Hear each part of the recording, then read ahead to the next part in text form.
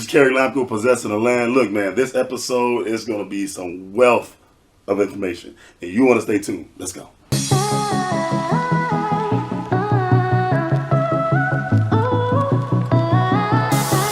Today's special guest that I have with me, I consider him a business partner and also a mentor. You know why? Because he specializes in the area of financing your real estate properties and so on, all types of great products and stuff. So I want to introduce to you no other than Tom Johnson. So Tom, I want you to be able to tell the viewers that are watching this like a little bit about you and how you got started into this area of financing.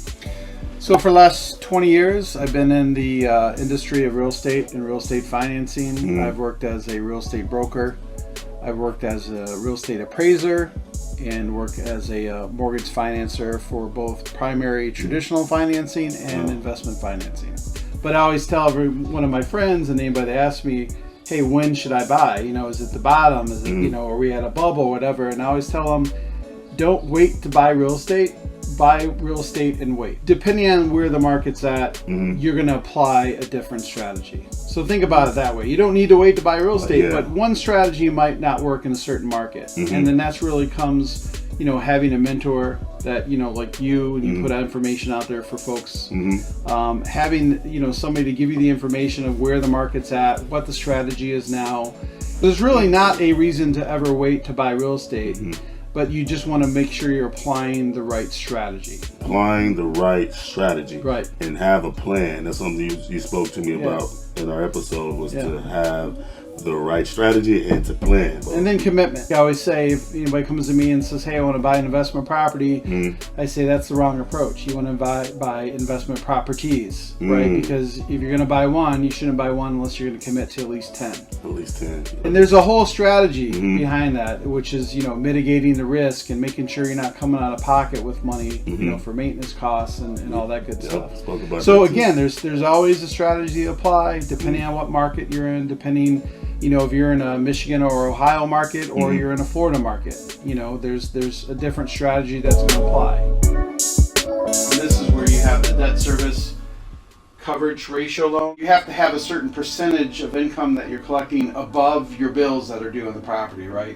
So on this loan, you're going to have your principal and interest mortgage payment, taxes, insurance. You got to look at the area that you're investing in. So you think about, what would that loan be used for? Why would I want to buy a house that I'm not going to cash flow on? Yeah, exactly. Well, think about Florida for the last 2 years. In Florida, for probably the next 2 years from now, their appreciation is double digits year over year, right?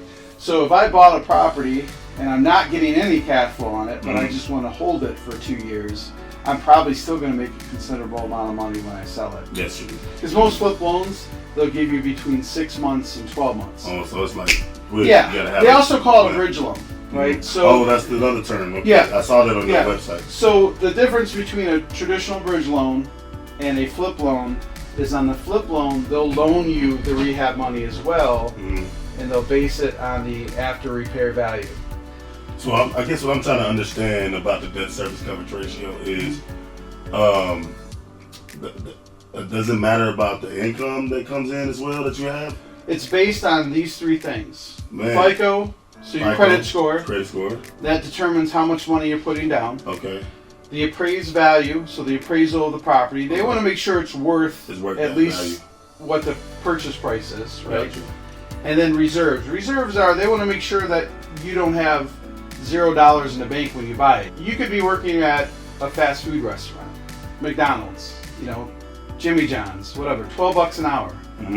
If you've saved the money for a down payment on an investment house and you have good credit, you could buy an investment house and qualify regardless of what your income is, regardless of what your tax returns. The last thing I'd say about both scenarios is, I always tell people, don't start investing in real estate unless you're ready to commit. And you're ready to commit. My minimum, whenever I take on like a new student in our investment group, I tell them, if you're not willing to buy 10 investment properties, then don't even start. Don't even do it. Right? Because how you mitigate risk in an investment property is by having more doors. If you think about it, If you have 10 properties you're collecting rent on and one of them doesn't pay, the 9 properties that are paying you, they're going to give you money to keep storing for your next investment. Yeah. Plus, they're going to pay for the DSCR loan on that property. So if you don't have a primary, focus on the primary first. The benefit to this, you can get in a house with no money down or 3.5% down. Debt service is that when you rent this property out for 30 years, every month that goes by, you're paying down on the debt. Not you, but your renter. Your tenant. Right? Yeah. But you're paying down the debt service. So every year that goes by, you owe less on that property. So you're gaining wealth through equity that somebody else is paying for. So the properties that I don't appreciate on, I depreciate them. I depreciate them through my tax deduction. Oh. Current tax code allows us to do is take this asset and depreciate it over 27 and a half years. So remember, if you don't have a primary residence you own, you definitely want to focus on this first. Okay. If you have the ability to house hack, this is sometimes discouraging for a lot of people. Is because unlike a credit card or a car loan, you can walk in and get the loan and you walk out with the car. That's not always how a mortgage works. Sometimes you have to put in a little bit of groundwork ahead of time. This is some great wealthy information because this is how the people that really into real estate, I know that this is what they do, to use other people's money to build wealth.